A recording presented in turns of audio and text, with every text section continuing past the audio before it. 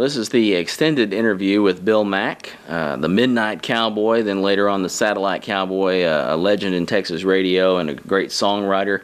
And it's very nice of you to talk to us about your career in radio and in country music here. A member of the Country Music Hall of Fame and definitely a Texas legend. And this year on Expedition Texas, we're featuring Texas legends, and so it's an honor to have you on the show. And thanks. It's a real pleasure to be with you.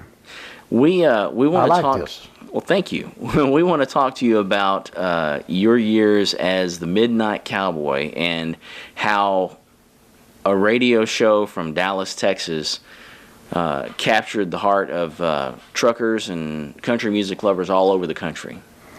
Well, first of all, it was a 50,000 watt clear channel station. Had 820 on the dial, which gave us good coverage. Mm-hmm. And I went on the air the first night I was on the air. It was March 2nd, 1969. First phone call I got, it was a truck driver up in Minnesota. And he said, well, it sounds like we got us a good old Midnight Cowboy. And first of all, I was so shocked to get a phone call from Minnesota. I was used to getting them out of Arlington or Dallas, but this is, just went all over the world and very successful, and I was very fortunate. 50,000 watt AM radio station. Give folks an idea how much reach you had with that show. There were only about 2 or 3 states where you could not get us, and they were mostly up in the Northeast. But the coverage, and I'm talking about good coverage. Of course, this was before FM came in as a strong part of our importance in radio. They were mostly known as music they played in elevators and doctors' offices and things like that. But so AM was predominant, and the power just allowed us to go everywhere. As I said, it's hard to think of a state that I didn't get a phone call from or some mail from. And you were on late at night. You heard from a lot of truckers, and your show really resonated with the truck drivers in the country. And why do you think that was? And I did not start off with the idea I was going to be a trucking disc jockey. But the truckers seemed to adapt to my format, and I liked them. We had a strong association. And that's how I became known as a trucking disc jockey, because more trucks roll at night than you can imagine. More trucks than regular vehicles. And that's when the show was on, so it's pretty obvious I'd have the truckers out there. And they used to drop by my radio show and visit with me. And they'd bring me all kinds of goods they had in the truck, Man, I had a good thing. I took payola back then. Truckola. Truckola, there you go. I imagine hearing from the truckers at night as they call in, you probably heard a lot of, not just from the truckers, but from all of your listeners, a lot of really interesting stories. Can you tell us a story about a time where your show impacted the life of someone that listened to you? I used to get a lot of phone calls from people highly depressed. But and truckers would be driving alone, and they would contact me and tell me some problems they were going through. I'll never forget though, this trucker called me, and he said, when I get on the road, play me such and such a song at a certain time for my wife. We're having problems. And so I did, and a guy from the Texas Highway Patrol near the Louisiana border called me, and he said, when we opened up the truck, the truck crashed. It ran off the road for some reason. They think he went to sleep. They don't know why. The truck crashed, but it killed him. They said when we opened up the cab to get him out, the last words, what was loud, and it's coming out loud and clear, was your voice. And I thought, well, the last voice he heard was mine. Then I'd have these ladies call, and they would say, they didn't have the mobile phones in. or the cell phones during that era. And the ladies would call up, or somebody would call up and say, "Tell John it's a boy." A baby would be born. I was known as the midnight midwife for a while. But they would always call me and tell me. I'd find out about the babies being born before the dads would. But they say, "Just keep it on Bill's show, we'll let you know." Yeah. She'd be going into labor or whatever. And so there were lots of happenings. So many happenings took place. Over how many decades would you say that the Midnight Cowboy was active on WBAP radio? About 20 years. Okay. All in all, I left WBAP, then I went back. But the most important years, I would say, were between 1970, 1969 when I started, and then up till about 1985. I left them in 1982. Then they hired me back about 5 years later. So when I went back, it was a different atmosphere. Number one, they didn't have Clear Channel. Clear Channel had been taken away. Oh, no. And so that cut out a lot of the coverage. But I was active on and off for 20, 25 years. What changes did you see in radio as an industry and as it relates to the listeners over those 20 years? How there's been a radical change. Number one, in radio itself. It's more highly formatted. Sometimes I think it's overly formatted to where I had the good fortune of being able to play anything I wanted to play, any song I wanted to play. And not just here, but in the radio stations I worked at before I came to WBAP. But back when I started out in broadcasting, there was more freedom. They wanted you to go on the air. You were encouraged as a jockey or an announcer, whatever they called you, to go on the air and do the show your way.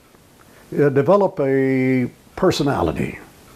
And we all copied Arthur Godfrey, or one of those old greats that were so popular back in the 40s and 50s and 60s.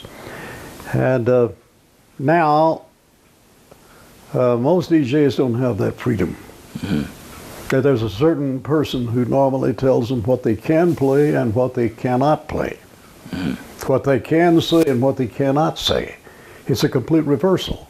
Mm-hmm. Now we have some good radio. I'm not putting down, we have some good radio today, but it's just highly different than it was when I was active in it, mm-hmm. especially in the beginning years. As one of the predominant broadcasters and a major figure in country music, you had the opportunity to not just cross paths, but work with some of the legends in that industry, and not just work with them, but create lasting friendships. Yeah. Let's talk about that, some of the people you met, and any stories you want to relate to the folks in country music, the legends, those that are still with us and those that are not, yeah. that you think that our viewers might be interested in. Well, my hero, my idol, I never got to meet him. Hank Williams Sr. Now, there's a story there, but I'll make it brief. I just started out in broadcasting in Amarillo. I noticed the Tri-State Fair was opening, and the stars that year in Amarillo, Ernest Tubb, Little Jimmy Dickens, Minnie Pearl, Annie Lou and Danny, and Hank Williams. Okay, they all checked into the Herring Hotel, drove in by car from Nashville, checked into the Herring Hotel around 2 o'clock in the morning, and with the orders not to be disturbed until at least 11 o'clock later in the morning. Well, I had this 5 o'clock a.m. radio show. And so I thought, well, I'll call up Hank and get an interview with him, and maybe Ernest Tubb too, to be nice. So I got to the radio. Remember, the show's at 5 o'clock. I got to the radio show. I got to the radio station around 3:30. And I thought, well, I'll call them, give them plenty of time to get ready and come out and visit. And so I called the hearing hotel around 4 o'clock in the morning. And I said, let me speak to Mr. Ernest Tubb. He said, well, the desk clerk said, we told not to disturb them because they just got in about 2 o'clock this morning. I said, he'll want to talk with me because I'm with CBS. Well, I was with a CBS affiliate, not CBS. But he bought that, so he rang the room, and finally Ernest answered, and he said, son, he said, I'm awfully tired, and he said, I will come down and visit your show before we leave Amarillo and the Tri-State Fair. I said, well, that's nice of you. I was a little ticked, but I thought, that's okay.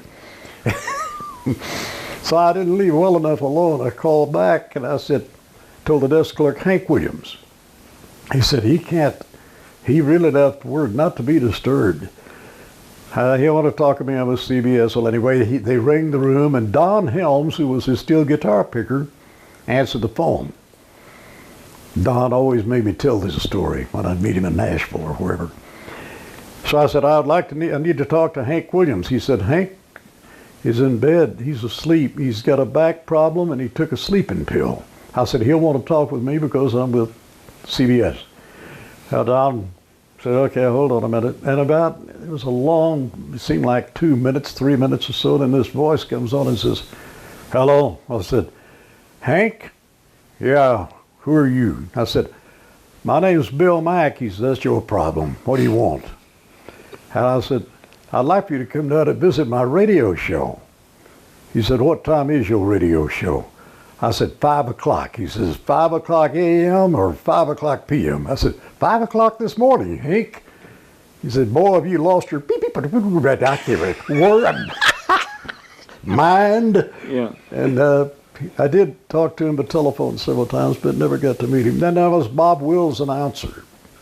Yeah. Bob Wills and the Texas Playboys, greatest Western swing band in the world. He passed away in Fort Worth, and he was like an uncle to me. And it's hard to think of the people I did not have a chance to meet. After all the years in the business, you're going to meet them all, because I'd go to Nashville or they'd come here, and it was inevitable that I would meet them all. And it's especially during that era. Mm-hmm. Now we're talking about the Lefty Frizzels, and of course Ray Price, who was special, Marty Robbins, Farron Young, and on and on and on.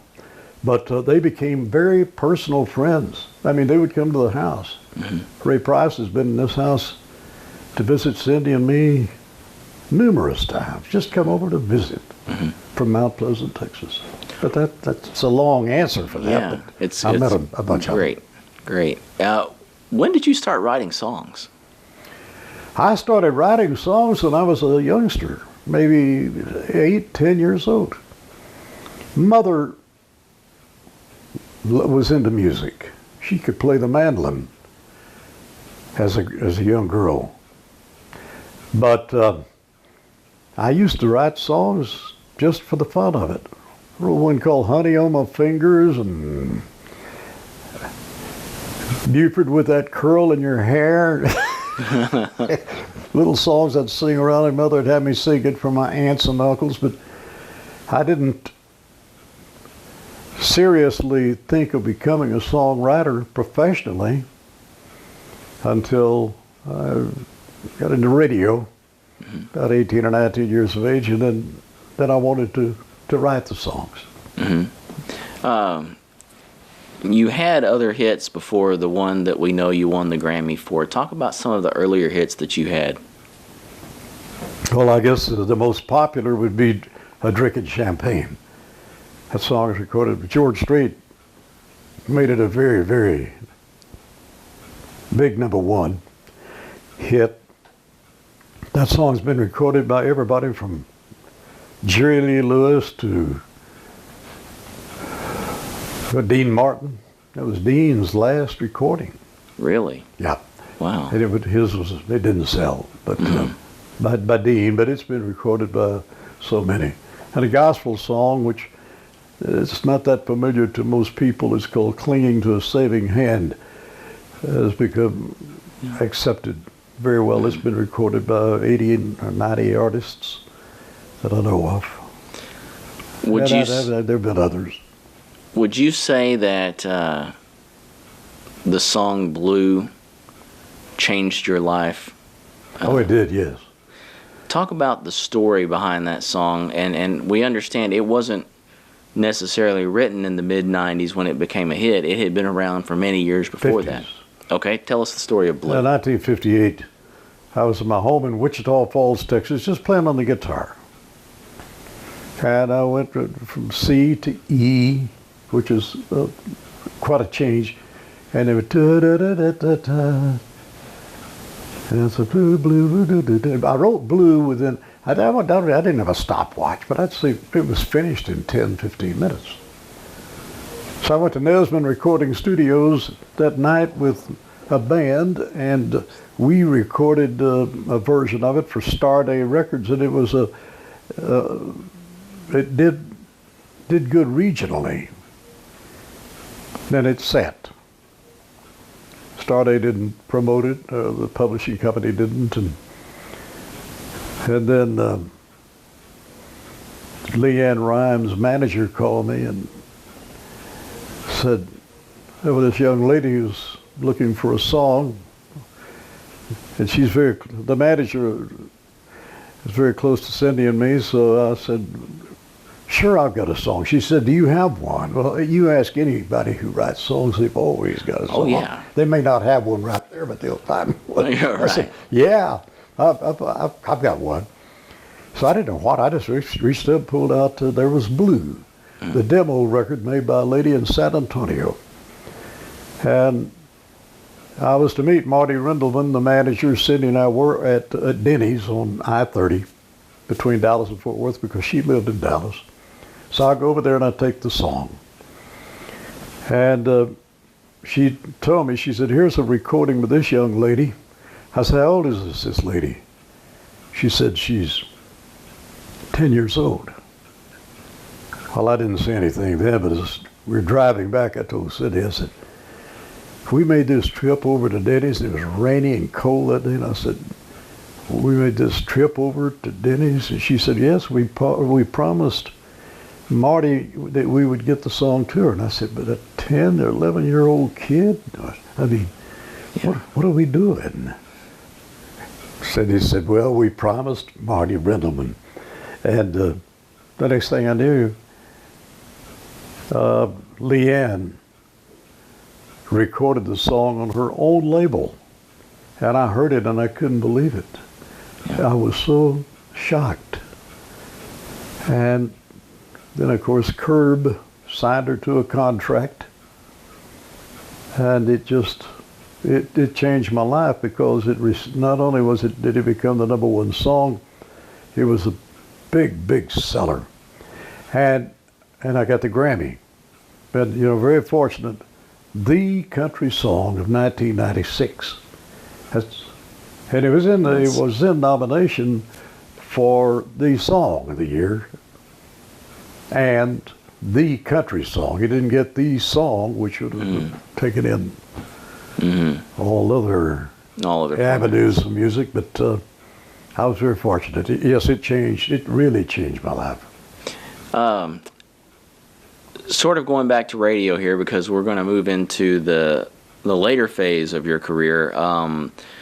WBAP, I guess the format change for them probably was a good, it was a solid end to what you were doing with them. But this new thing, satellite radio, came along, and your friend Willie Nelson had his own channel. Talk to us about the Midnight Cowboy becoming the Satellite Cowboy. Well, I've been with WBAP, and the format changes were taking place. They didn't tell me what I could do or not do because the show was still full of commercials, sponsors. But I felt like it's time to leave after all these years. So when my contract ran out, I decided I wasn't going to re-sign with them. And they got a little bit disturbed. They said, where are you going? I said, I'm going to go to this new thing, satellite radio. They said, satellite radio? I said, yes. It was just XM then. This is before Sirius became a part of it. So they argued with me and said I was making a big mistake, and I also had their lawyers say I could never utilize the name Midnight Cowboy anymore. They gave me, letting me know you cannot use, if you call yourself the Midnight Cowboy, we'll have to take you to court and all that stuff. Made the papers. So I said, I don't need that. I'm a satellite cowboy now. So that's how it happened. Really? Yeah. So talk about and I finally satellite. got Willie. I was the one who got Willie to sign it. Willie was hesitant to sign up to become a part of it. But I chased him and chased him and chased him. And Lee Abrams, who was the head of XM Radio, chased Willie, and we finally got him to sign up. And now he's glad he did. He's another great pal. Awesome. And so talk to us about what you're doing nowadays. Nowadays, I'm semi-retired. I just finished, I completed a book, a novel, which we have some hope for. Or you hear that, you know that it's a success when it finally happens. But I still do radio. I do voiceovers. We do commercials. And I'm active. I stay active. I write a column, a monthly column, and I play golf. But we won't talk about that. But I stay busy. The health is good, very good, thank you. And I'm just very fortunate, so I can't retire. I'm not the retiring type.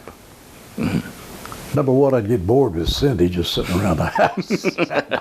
No, she's my pal. Yeah. But I'm enjoying life. What would you like to say to those folks out there who were with you for all those years? You know, here's the thing. The listeners are the most important. You've got sponsors. They're good. They make revenue. Radio stations make revenue from sponsors, and sponsors are nice to have. But if you don't have that audience, there's no luck. There's no way radio could continue without the listeners. The listeners decide what music to play. They decide what's a hit, what is not a hit. And when you're talking, they become a part of you. So what I have to say to those people is thank you. And I mean this, because without you, I wouldn't have made it, nor anybody else in broadcasting, without those dedicated, encouraging people. They've always been that. Dedicated, encouraging, and they become a part of your family. So this is your, it's a wall of accolades, really. I see news stories about the Midnight Cowboy. I see BMI awards. I see stories on you and Leanne Rimes. And tell us about some of these things that we're looking at here. Well, this is a gold record. This is when Blue sold 100,000 or some odd copies. And then this picture here is a picture of when Cindy and I were at the Grammys.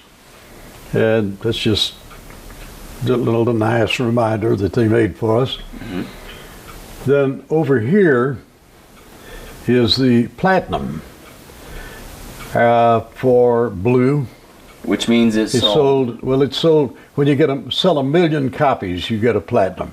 Wow. And so far it's sold millions of them. Last we heard something like 13 million. But that's what made Leanne Rimes, and it was such a compliment to me. Right.